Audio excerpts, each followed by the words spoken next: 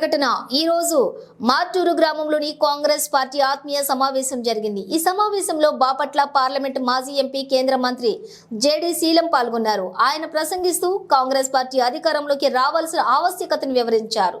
ఈ కార్యక్రమంలో మార్టూరు మండలం పార్టీ అధ్యక్షుడిగా మార్టూరుకు చెందినటువంటి షేక్ మౌలాలిని నియమించారు। ఈ కార్యక్రమంలోని బాపట్ల జిల్లా ముస్లిం మైనారిటీ అధ్యక్షులు పఠాన్ రాజేష్, పర్చూరు నియోజకవర్గం ఇన్ఛార్జి తోట శివనాగేశ్వరరావు, అలాగే నాయకులు పేరం ప్రభాకర్, షేక్ సనావుల్లా బాషా, అబ్దుల్ గనీ, ముకుం బాషా, పెద్ద ఎత్తున వారి అభిమానులు, పార్టీ అభిమానులు పాల్గొన్నారు। మండలంలో కాంగ్రెస్ నాయకుల సమావేశం జరిగింది। మెయిన్గా మల్లికార్జున ఖార్గే గారు, అదేవిధంగా మా నాయకురాలు శర్మారెడ్డి గారు కాంగ్రెస్ స్కీమ్ గురించి మాట్లాడారు। కాంగ్రెస్ పార్టీ రాష్ట్రంలో అధికారం వచ్చినా, కేంద్రంలో అధికారం వచ్చినా ఒక మంచి పథకాన్ని ప్రవేశపెడతా ఉంది। ప్రతి పేద కుటుంబానికి నెలకు 5,000 చొప్పున ఆ కుటుంబంలో ఉన్నటువంటి మహిళ బ్యాంక్ అకౌంట్కి నేరుగా పంపిస్తారు।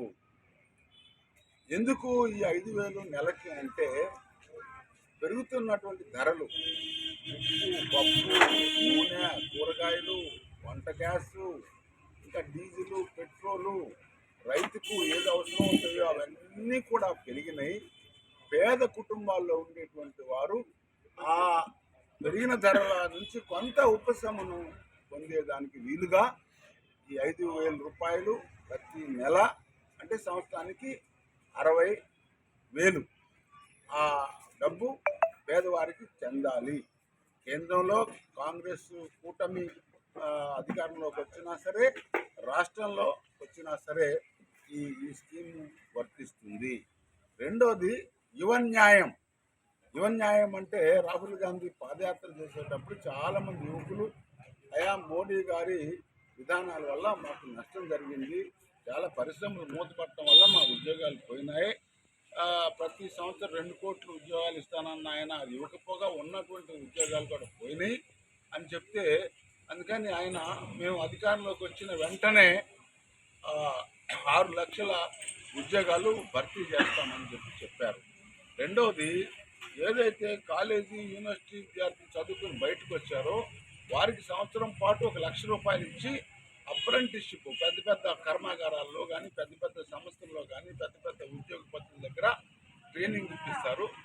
ఇప్పించి వారు ఆ ట్రైనింగ్లో కుశలతలు పొందిన తర్వాత వారే స్వయంగా ఉద్యోగాలు చేసుకునేటువంటి అవకాశం కల్పిస్తారు। ఈ 2 స్కీములతో పాటు మేము మరి కాంగ్రెస్ పార్టీని బలపరచండి। మోడీ గారి వల్ల ఆంధ్రప్రదేశ్ నష్టపోయింది, ప్రత్యేక హోదా రాలేదు, పోలవరం రాలేదు, ఇవన్నీ మనకు నష్టం జరిగింది। మనం తప్పనిసరిగా ఈసారి కాంగ్రెస్ పార్టీకి ఓటు వేద్దామని చెప్పి విషయాలన్నీ చర్చించుకున్నాం। మరి చాలా దురదృష్టం, ఈరోజు మోడీ గారు కాంగ్రెస్ పార్టీ మరి ఒక్కటే మోడీ గారి ఆ నిరంకుశత్వాన్ని, నియంతృత్వాన్ని, ఆ నిరంకుశ విధానాన్ని వ్యతిరేకించి నిలబడినటువంటి పార్టీ। మళ్ళీ క్రైస్తవులు కానీ, మైనార్టీలు కానీ అభద్రతా భావంలో ఉన్నారు, వారికి భద్రత కల్పించాల్సినటువంటి మా కర్తవ్యం। ఈరోజు ఒక ఆయన బీజేపీ నాయకులు 400 సీట్లు ఉండి రాజ్యాంగాన్ని మార్చేస్తామని చెప్పి పెద్ద పేపర్ స్టేట్మెంట్ ఇచ్చారు। మల్లికార్జున ఖర్గే గారు ఖండించారు, ఈ తాత తరం కాదు రాజ్యాంగాన్ని మార్చుకోండి। అందుకు ఈరోజు దళితులకు కూడా చెప్తా ఉంది, రాజ్యాంగం లేకపోతే మళ్ళా 2000 సంవత్సరాల క్రితం ఏం జరిగిందో అదే జరుగుతుంది ఈ దేశంలో। అందుకని గుర్తుపెట్టుకోండి, ఈ ప్రజాస్వామ్యం, ఈ రాజ్యాంగ పరిరక్షణ మనం చేయాల్సినటువంటి పని కాంగ్రెస్ ద్వారా చేసుకుంటూ, ఒక దళితులే కాదు ప్రజాస్వామ్యవాదులు, అంబేద్కర్ వాదులు, ఈ దేశంలో అందరూ అన్నదమ్ములాగా ఉండాలి అనేటువంటి కోరుకునేది మానవతావాదులు అందరూ కూడా ఏకమై ఈ మోడీ గారి నిరంకుశత్వాన్ని వ్యతిరేకించాలి।